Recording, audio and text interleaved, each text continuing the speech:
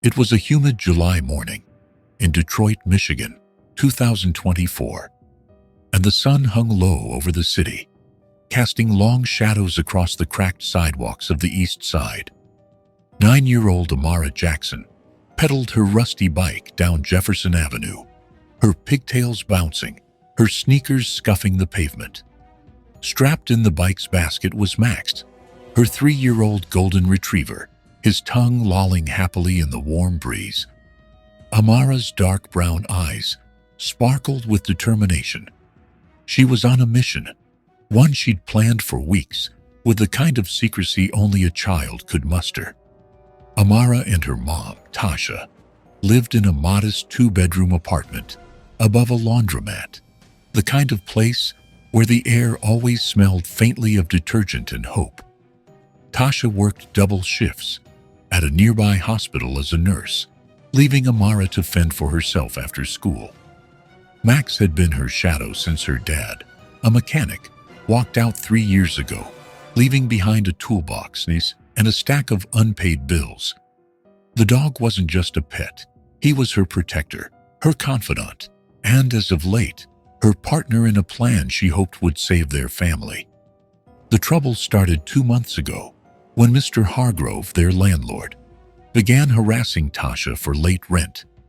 He was a wiry white man in his 60s with a permanent scowl and a habit of banging on their door at odd hours, demanding money they didn't have. Last week, he'd crossed a line, shoving Tasha against the wall when she couldn't produce the full $800. Amara, hiding behind the couch with Max, had seen it all.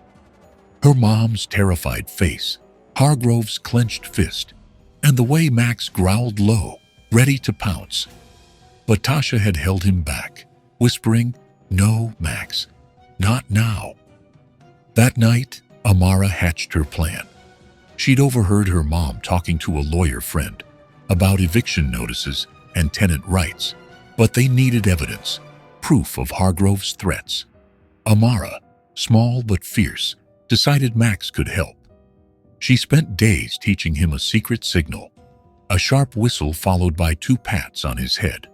It meant record, and Max, trained since puppyhood to respond to commands, wore a tiny camera harness she'd rigged from an old phone and duct tape. The footage, she hoped, would show Hargrove's true colors. This morning, Amara pedaled toward Hargrove's office, a dingy building 2 blocks from their apartment. Max's tail wagged as they approached, his harness hidden under a bandana. Amara parked her bike, took a deep breath, and slipped inside, Max trotting beside her. The lobby smelled of stale coffee and mildew, and Hargrove's voice boomed from behind a frosted glass door. "You're late again, Jackson. I warned you." Amara peeked through the crack, seeing her mom standing there, head high but eyes watery. Hargrove loomed over her, his face red, a stack of papers in his hand. "Eviction's final if you don't pay by Friday," he snarled. "I don't care if you're a single mom. I want my money." Amara's heart raced. She gave Max the signal, a sharp whistle, 2 pats. Max's ears perked, and the camera's red light blinked on. He patted closer, sniffing the floor as if curious, while Hargrove barely noticed. Tasha spotted Amara and froze, but before she could react, Hargrove grabbed Tasha's arm, yanking her toward the desk. "Sign this, or you're out." Max growled, low and menacing, but stayed put, the camera capturing every second. Amara watched, her small fists clenched, until Hargrove shoved Tasha into a chair. That was enough. She burst in shouting, "Leave my mom alone." Max lunged, not to bite, but to bark, distracting Hargrove long enough for Tasha to break free. Hargrove swung around, furious. "Get that mutt out of here," he yelled. But Amara was already dragging Max out, the camera still recording. They fled to the apartment, hearts pounding, and Amara downloaded the footage to her mom's laptop. It was damning. Hargrove's threats, the shove, the whole ugly scene. Tasha, shaken but resolute, called her lawyer friend, Marcus Reed, a civil rights attorney. "We've got him," she said, her voice trembling. Marcus agreed to file for a restraining order and sue for harassment, but they needed to present the evidence in court. The next day, they were summoned to family court, Judge Ellen Whitaker presiding. The courtroom was a sterile beige box, its wooden benches filled with anxious families. Judge Whitaker, a stern white woman in her 60s, with gray hair and sharp glasses, scanned the case file. Tasha and Amara sat at the plaintiff's table, Max at their feet, his harness hidden under a blanket.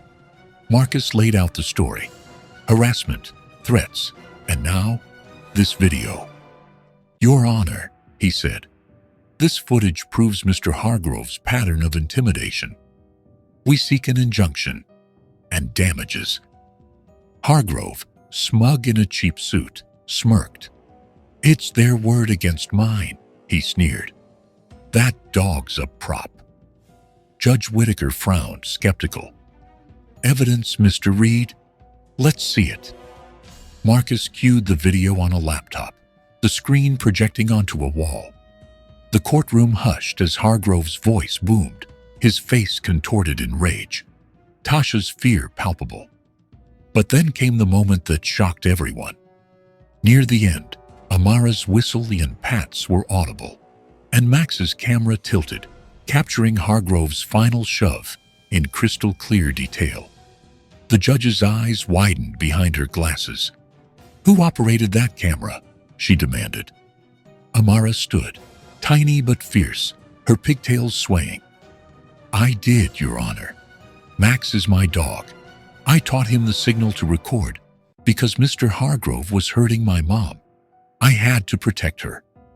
The room fell silent. Whitaker leaned forward, stunned. "A 9-year-old and her dog outsmarted a landlord?" she murmured, almost to herself. She turned to Hargrove, her voice ice cold. "Mr. Hargrove, you're not just facing eviction proceedings. You're facing criminal charges for assault and harassment. This court will issue a restraining order, and I'm recommending a full investigation by the DA." Hargrove's face drained of color. Tasha squeezed Amara's hand, tears streaming down her face. Max wagged his tail, oblivious to his heroism. The judge adjourned, but not before praising Amara.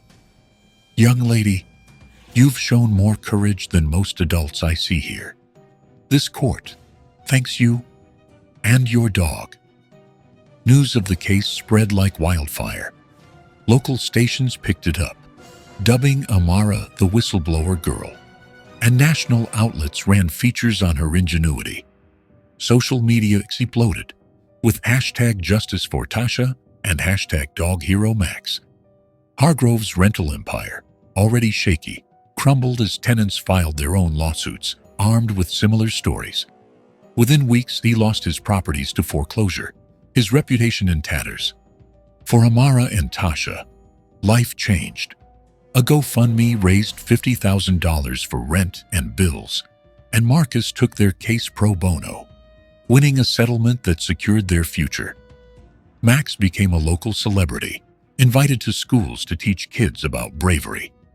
Aisha, now a symbol of resilience, dreamed bigger. Maybe law school, like her mom always wanted. 6 months later, at a community event, Judge Whitaker approached Amara, handing her a certificate of commendation. "You reminded us all what justice looks like," she said. Amara beamed, Max at her side, his tail wagging. In that moment, the little girl who'd given a secret signal had not just saved her family, she'd shaken a system to its core.